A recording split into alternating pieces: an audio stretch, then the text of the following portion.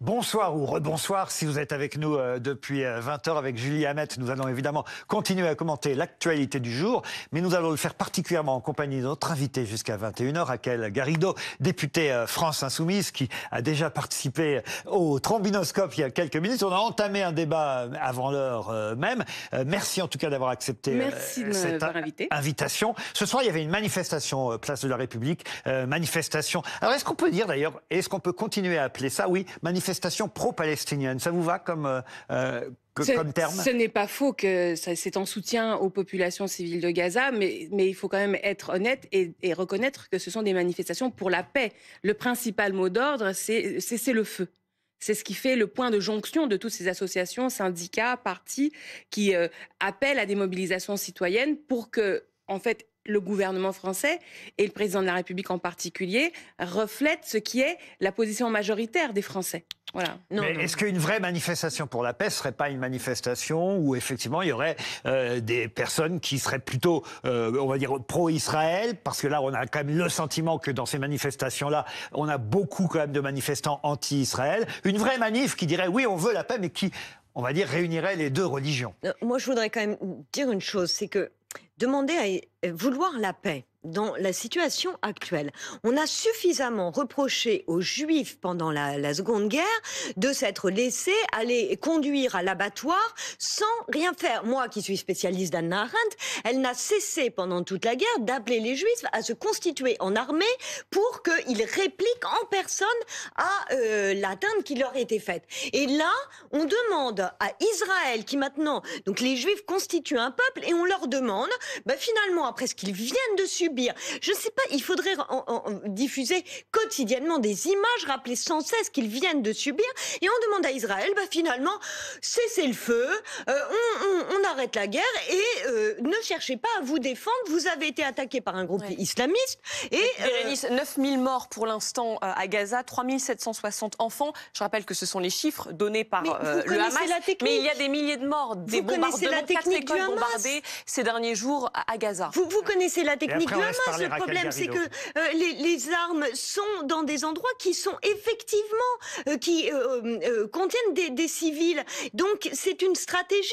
Mais il n'y a pas de bonne solution en l'occurrence. Mais en tout cas, la solution n'est pas dans l'appel à la... Qu'est-ce que vous répondez à Bérénice Levé? Il y a clairement des gens en France qui ne sont pas pour la paix, qui sont pour la violence, la guerre, la répression. Si c'est de la violence, je crois que tuer des gens, tuer des enfants, c'est de la violence. Non. Moi, je ne souscris pas à la raisonnement. C'est ce qui s'est passé aussi, en Israël, et tuer des enfants plus directement, j'ai envie de dire, puisque, il y a une petite nuance. Il y a effectivement la façon dont, alors, un mort est un mort, côté israélien comme côté palestinien, un civil, un enfant palestinien comme un enfant israélien, c'est une victime de toute façon. Mais c'est vrai aussi, qu'il y a la barbarie aussi, la façon dont les choses sont faites. On a vu quand même des images et des témoignages terribles de ce qui s'est passé en Israël. Le 7 octobre... Et ce qui n'empêche pas d'être pro-palestinien, Le 7 octobre, il s'est produit un acte de terreur absolument ignoble. On est d'accord. Ignoble, qui ne sera pas oublié pendant des siècles. C'est 1400 personnes tuées, des enfants, avec toutes les horreurs qu'on a pu voir. Et bien évidemment que c'est absolument inhumain, c'est inacceptable, c'est du terrorisme islamiste, enfin toute la terminologie, ce sont des crimes de guerre, peut-être même des crimes contre l'humanité. Vous faites partie de ceux, et on le rappelle, qui disent que le Hamas est une organisation terroriste. Absolument, ça me semble Contrairement à Mathilde Panot, la chef du groupe à l'Assemblée nationale. Mais qui a un raisonnement propre, qui est un débat derrière, qui a aussi sa noblesse sur le fait de savoir si oui ou non il faut épouser la vision du monde des faucons américains, et notamment de Samuel Huntington, qui sépare le monde entre le camp du bien et du mal, entre le camp de l'Occident et des terroristes, et qui du coup justifie par ce raisonnement-là les massacres des populations civiles. Donc c'est pour ça qu'il y a aussi l'autre position à la France insoumise. Vous comprenez bien, et d'ailleurs tant mieux, parce que vous avez effectivement assez vite, avec d'autres politiques comme Ruffin, par exemple, à la France Insoumise, vous avez tout de suite dit c'est effectivement un groupe terroriste que le Hamas.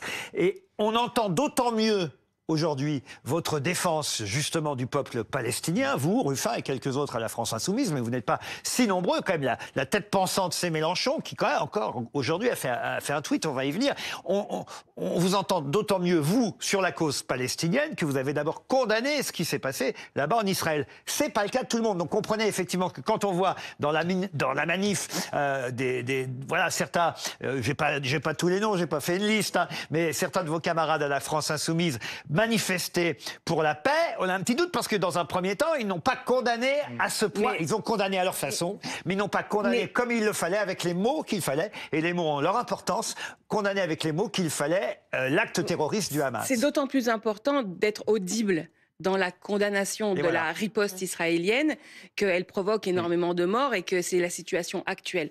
Moi, j'ai fait le point aujourd'hui, avant de venir, sur les positions des différents membres de la NUPES, France Insoumise, Parti Socialiste, EELV et Parti Communiste. Et que ce soit sur le cessez-le-feu, que ce soit sur la libération des otages, sur le blocus de Gaza, sur l'accès des secours, donc la question du couloir humanitaire, sur la question de la solution à 2 États, sur la question de la fin de la colonisation, en fait, on est tous d'accord. Et je dirais même que c'est une position qui va même au-delà de la NUPES, puisque quand j'ai écouté le président Jean-Louis Bourlange, lundi dernier à l'Assemblée nationale, il véhiculait, donc c'est la position française, on va dire historique, classique, et c'est celle qu'on a envie d'entendre portée par le président Macron, qui c'est vrai jusqu'à présent a été trop tendre, il faut le dire, trop tendre avec Netanyahou. Netanyahou, c'est un gouvernement raciste qui a une vision vraiment ethniciste, c'est-à-dire dans sa vision du monde, il y a même un terrain religieux. Il estime que ce sont des peuples des Lumières versus des peuples des ténèbres, etc. Tout est fait pour déshumaniser le peuple palestinien. Et ça, nous les Français, nous ne pouvons pas l'accepter. Madame, vous iriez à une manifestation pour la paix organisée par des organisations juives? Mais bien sûr, quelle question? C'est la question que je vous pose. Et c'est tout à votre honneur. Mais je trouve que votre sous-entendu est bizarre. Non, pas du tout. Pas du tout, parce que... Moi, je vais vous dire, il faut arrêter de voir le monde à travers la religion des gens. Et je trouve... parce que là, ce sont des manifestations pro-palestiniennes. Une manifestation pour la paix, puisque vous dites que la manifestation palestinienne de samedi, elle est pour la paix. Oui. Donc, la question me semble légitime. Une manifestation pour la paix organisée, par exemple, par le CRIF, est-ce que vous y seriez? Et même, je vais peut-être vous l'apprendre, mais il y a même des organisations juives qui appellent samedi à la manifestation, qui font partie du collectif, des nombreux collectifs. Uniquement organisés par les organisations juives. Je ne sais pas si ça vous a échappé, mais de nombreux juifs sont pour la paix. Et de nombreux juifs critiquent fermement la position de Netanyahou, et notamment chez les familles des otages. Parce que voyez-vous, la politique actuelle de l'armée d'Israël semble totalement nier la question de la survie, des chances de survie des otages israéliens, plus de 200 otages, et notamment des 9 otages français. Donc moi, ce que je vais vous dire, c'est que je trouve qu'en ce moment, on parle trop de la religion des gens. On part du principe que les gens ont telle ou telle position parce qu'ils sont juifs. Ils ont été tués parce qu'ils étaient juifs, vous savez, les victimes. Je vous parle de la France, là. Là, je vous parle de la France. Je ne veux pas que la France devienne cet endroit. Moi, je viens d'Amérique du Nord. Je suis arrivée en France à 14 ans. En Amérique du Nord, la société est organisée par communauté. Non, mais là-dessus, on est tout à fait d'accord. Et moi, je suis pour cette France où, en fait, je m'en fous de savoir c'est quoi votre religion. Je ne veux pas que votre position sur ce conflit naisse d'un a priori le religieux. Je ne veux pas qu'on assigne à résidence tel ou tel Français en fonction de sa confession. C'est toxique. Autant je peux vous rejoindre sur ce point, mais vous savez très bien qu'aujourd'hui, combien sont mobilisés précisément contre les Juifs. Notre problème aujourd'hui en France, c'est l'antisémitisme. Combien sont mobilisés contre les Juifs, madame? Mais l'antisémitisme... Ce que vous dites n'est pas la réalité. Il y a plus de 800 actes antisémites. Je rappelle le chiffre, plus de 800 actes antisémites qui ont été... Et ça, c'est pas une mobilisation. Et ça, ce n'est pas une mobilisation. Ça, c'est un délit qui doit être poursuivi et condamné conformément à la loi. Vous ne pouvez pas dire que c'est une mobilisation contre ce qui se passe en Israël, des actes antisémites. Mais il y a une confusion. Je voudrais vous entendre au moins, non, je voudrais au moins vous entendre sur une chose, c'est que vous savez parfaitement que quand bien même on arriverait à résoudre le conflit israélo-palestinien, eh bien rien ne serait tari du problème de l'antisémitisme en France et à travers le monde. Alors concédez-moi cela, et que actuellement ce qui mobilise et combien vont être présents à votre manifestation simplement pour des raisons justement d'antisémitisme. moi, je pense que ça va être très important. Madame, si vous allez jusqu'au bout de votre propre raisonnement... On laisse parler Raquel Garrido maintenant. On a entendu Thomas. Pardon. Si vous allez jusqu'au bout de votre propre raisonnement, qui conduit à dire que dans l'histoire profonde de ce pays, il y avait de l'antisémitisme. Bon, c'est plus le même aujourd'hui. Mais aujourd'hui, c'est plus le même. Aujourd'hui, c'est plus le même. Arrêtez justement avec ce problème, parce que c'est cela qui vous empêche de voir la réalité de la montée de l'antisémitisme en France. Je pense que c'est de croire qu'il y a... il n'y a plus d'antisémitisme. Pour tenter de vous en prendre aux simples citoyens qui essayent d'utiliser le seul outil qu'ils ont, qui est de manifester pour la paix. Quel autre outil, vous madame, le savez très bien. Qu'est-ce que vous proposez à celles et ceux qui veulent la paix? Ce n'est pas votre cas, vous l'avez dit, vous n'êtes pas pour la paix. Non, mais je pense pas que la majorité comme moi et comme la majorité des Français sont pour la paix, vous leur proposez de faire quoi exactement? Non, je ne pense pas que la majorité des Français soit pour la paix. La majorité des Français sont derrière Israël. Vous trompez sur ce que sont les Français. Vous trompez. Pour les Français, une victime, un enfant palestinien, c'est égal à une vie israélienne. Est-ce que pour autant, Raquel Garrido, est-ce que pour autant, s'il vous plaît, qui a été assassiné justement le 7 octobre, c'est pas en tant qu'enfant palestinien qu'ils sont visés aujourd'hui. Il faut arrêter, c'est pas cela. C'est un enfant quand même, madame. Arrêtez avec des et c'est un enfant, mais en revanche, dans une guerre, il y a effectivement des victimes, mais qui ne sont pas visées. Alors, j'aimerais poser une question à Raquel Garrido. Est-ce que pour autant la gauche, selon vous, est à la hauteur de ces horreurs qui sont en train de se produire? On rappelle donc que la non-dénonciation ou la non-condamnation officielle, on va dire, par la France Insoumise, même si vous, ce n'est pas votre cas, a mené le PS à un moratoire. Oui. La France Insoumise a condamné. A condamné, n'a pas souhaité dire que le groupe était terroriste et n'a pas condamné fermement dans le premier communiqué. Le PS a annoncé un moratoire. Là-dessus, il n'y a pas de faux procès. Le PS, après ça, a annoncé un moratoire qui acte la suspension des travaux avec LFI. Vous êtes obligés de vous séparer toutes les deux aussi. C'est quand même terrible. Non, mais voilà. Est-ce que la gauche, selon vous, est à la hauteur? Ça a mené à des divisions au sein de la NUPES, au sein de la LFI également. Est-ce que la gauche est à la hauteur? Je crois que je vous en ai fait la démonstration et je suis allée vérifier. Je pense que rien n'empêche que la NUPES parle d'une seule voix à propos de ce qui se passe aujourd'hui à Gaza, et nous devons le faire. Ce n'est pas le moment de cliver, ce n'est pas le moment de se singulariser, c'est le moment de travailler ensemble, et même, je le dis, au-delà de la NUPES. Les travaux ont été suspendus avec la France Insoumise. Eh bien, moi, je constate que, c'est plus qu'un constat. Comme 150 autres députés, j'ai été élue sur un mandat clair. La NUPES, c'est quoi la NUPES? C'est deux choses. C'est un programme, d'abord un programme qui rompt avec l'épisode antérieur de la social-démocratie, Hollande, etc. Ce programme, il nous engage. Et la deuxième chose qui nous engage, c'est une stratégie de rassemblement.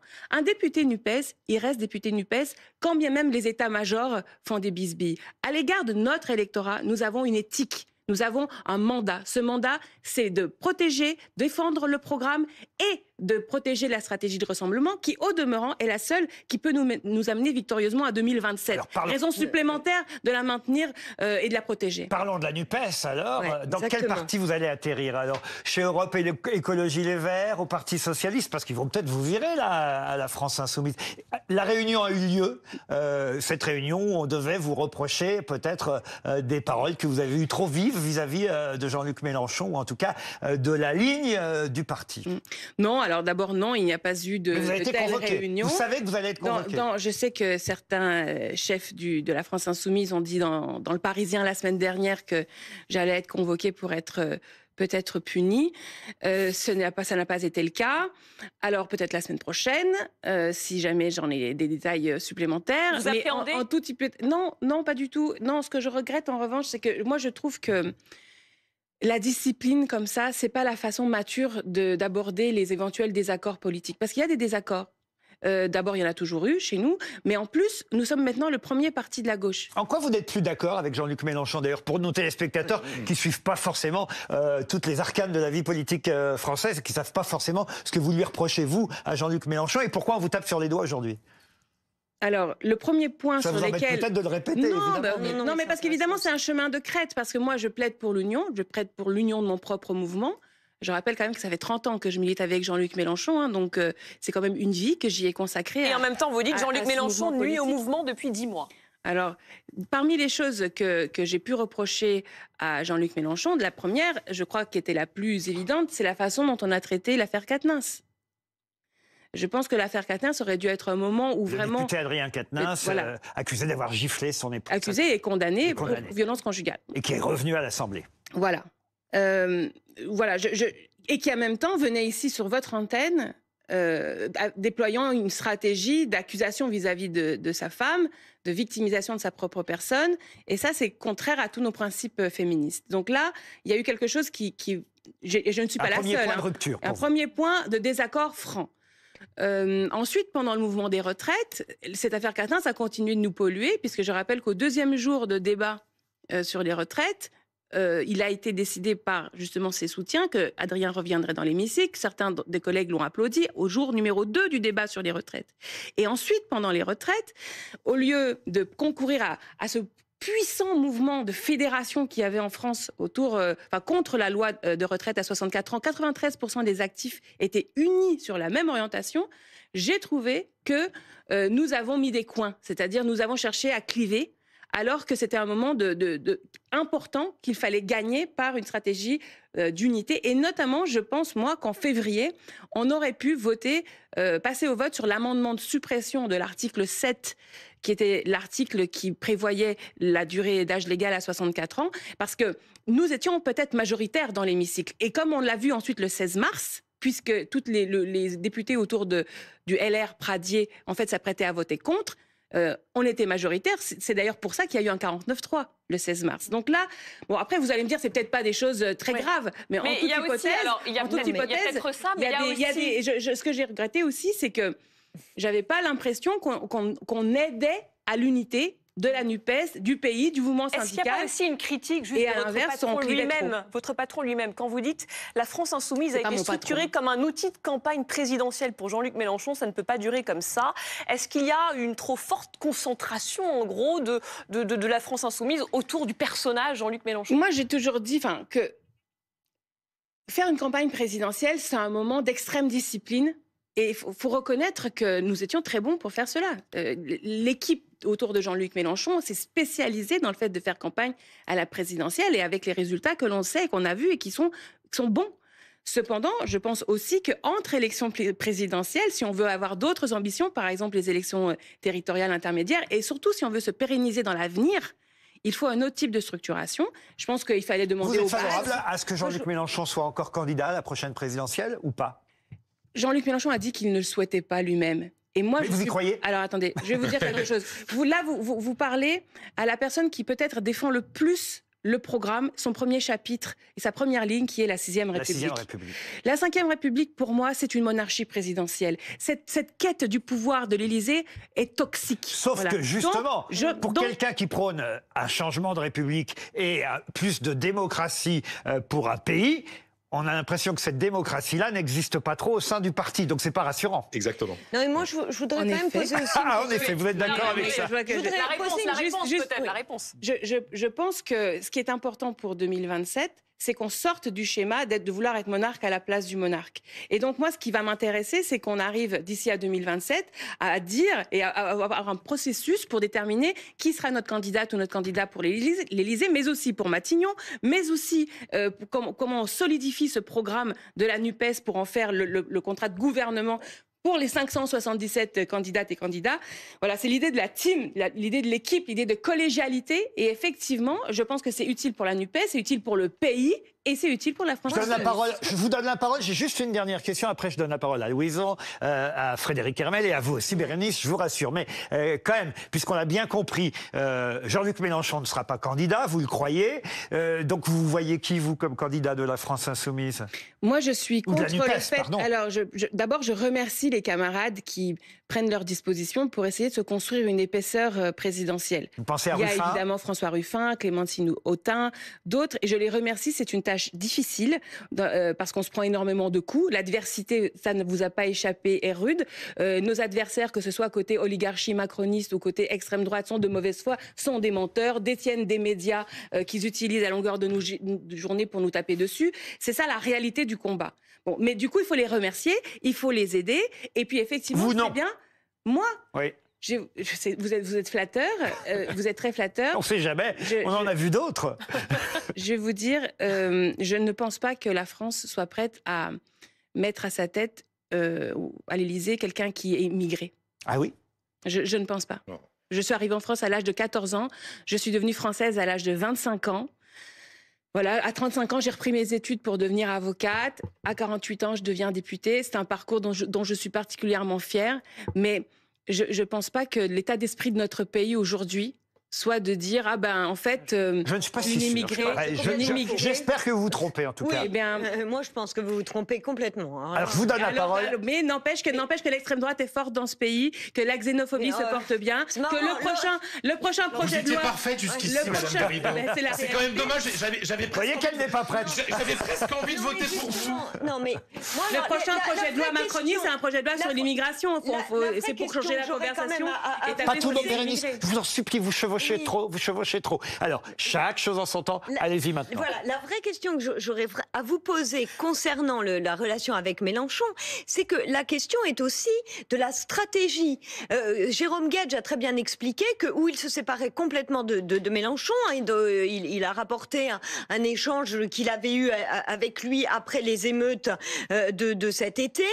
Et il dit donc Jean-Luc Mélenchon m'a dit qu'il était plus que jamais ancré sur la stratégie du bruit et de la fureur, de la conflictualité, qu'il fallait permettre à la situation pré-révolutionnaire de se transformer. Donc c'est cette question. Moi, je voudrais savoir si vous et effectivement Clémentine Autain, François Ruffin, vous êtes sur cette ligne que j'appellerais, c'est pour ça que il y a un aphorisme de Nietzsche qui est tout à fait impressionnant, qui s'appelle Les natures explosives, où il explique très bien que il y a des séducteurs habiles qui ont conscience qu'il y a des véritables barils de poudre dans un pays et qui sont excités à la vue de la mèche allumée. Et finalement, Jean-Luc Mélenchon, c'est ce qu'il fait. Il allume la mèche et il sait qu'il y en a qui ne demandent que cela, de pouvoir tout faire exploser. Et donc, ça a été la question des violences. C'est ce que dit Le Point cette semaine. Écoutez, Le Point, vous pouvez pas me dire ça. La violence policière... devant moi. Ah oui, j'avais oublié. Ce sont des menteurs. Oui, pas toujours. Moi, je le sais aussi. Attendez, pardon. Un journal, un hebdomadaire, j'y reviendrai, mais un hebdomadaire qui est capable d'inventer que je ne m'occupe pas de mes enfants, qui n'habitent pas chez moi. D'accord, voilà. Mais bon, ça suffit pas. N'empêche que ça a été fait. J'aimerais que vous répondiez quand même à cette question, parce que donc il y a eu les violences policières, donc maintenant il y a la question de l'antisémitisme qu'il flatte aussi. Bon, non, mais vous ne pouvez pas dire ça. Est-ce que c'est cette ligne qui est la vôtre du baril de poudre? On a compris la question, Bérénice Levé. On laisse répondre Raquel Garrido. Moi, je pense que parler fort, dans des termes compréhensibles par les personnes qui sont très très éloignées de la politique, c'est une bonne idée. Parce que justement, ce qui nous nuit en politique, c'est le resserrement de l'abstention. Quand vous avez 13 millions de personnes, en plus des 3 millions non inscrites qui ne votent pas au second tour, ça doit alerter tous les républicains que nous sommes. Alors ça c'est pour le style. Mais ce style, il fait réfléchir dans certains cas, et puis dans certains cas, il ne fait pas réfléchir. Donc je ne suis pas pour tout. Vous voyez ce que je veux dire? C'est pas qu'une question de style, ça dépend ce qu'on met dedans. Et oui. Donc ça dépend du contenu. Le simplisme à ce moment-là, justement, savoir que il y en a qui demandent. D'ailleurs, alors moi le simplisme, je vais vous dire, j'allais jusqu'au bout. Le simplisme ne me gêne pas. Lors du mouvement des Gilets jaunes, le gilet jaune, quand il arrivait sur son rond-point. Peut-être qu'il arrivait sur son rond-point avec ses angoisses sur l'islam ou sur l'immigration. Mais arrivé sur le rond-point, par la discussion avec les autres, il s'apercevait que ce qui était important pour lui, c'était de rétablir l'ISF, l'impôt de solidarité sur la fortune, et d'obtenir plus de démocratie avec le RIC, référendum d'initiative citoyenne. Donc là, il y a un changement qui se fait dans la lutte par des choses simples. Moi, ça me va, parce qu'on est dans un moment, ces moments-là de mobilisation, de débat rude, où on avance aussi. Il faut donner la parole aux autres. C'était un moment, je trouve, d'émancipation qui doit nous renseigner sur comment on doit faire aujourd'hui. Quand c'est la jeunesse des banlieues, là, vous croyez que c'est très légitime d'alimenter leur simplisme? Laissez vos camarades parler aussi. Louison qui n'a quasi rien dit. Louison. Je suis là. Non, mais je vous écoute et sur beaucoup de choses, je valide et je me reconnais dans une certaine forme de... Mais moi je suis à gauche, mais pas jusqu'à cette gauche-là. Mais il y a quelque chose qui pourra jamais marcher, qui pourra jamais me faire voter pour votre patron, comme vous disiez. C'est pas votre patron, je le sais. Merci. C'est que justement, il y a ce petit... et vous êtes volontairement ou pas dans un déni de... on ne parle pas de l'antisémitisme qui est flatté chez les uns et les autres, parce que l'antisémitisme est partout. Quelle que soit la couche de population, l'endroit, il y a un antisémitisme. Et le jour, j'étais d'accord avec Raphaël Enthoven, ça m'a fait du mal, vous savez, vraiment, parce que c'est pas mon genre. Mais il dit, l'antisémitisme disparaîtra avec l'humanité. Il y aura toujours quelque chose à flatter, et votre patron le sait très bien, et depuis 3 semaines, il va faire des petits appels comme ça du coude.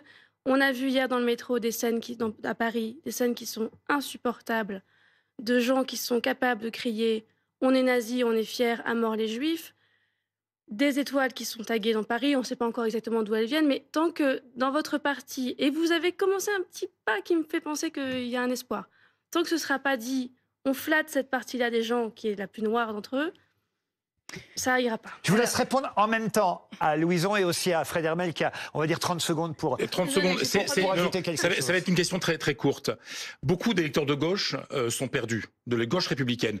Certains ne votent plus, d'autres sont allés chez l'aile gauche de Macron. Pensez-vous qu'il y a une possibilité d'une nouvelle voie, d'une nouvelle gauche républicaine avec vous, avec Ruffin, avec Carole Delga, la présidente de la région Occitanie, avec Michael Delafosse, par exemple.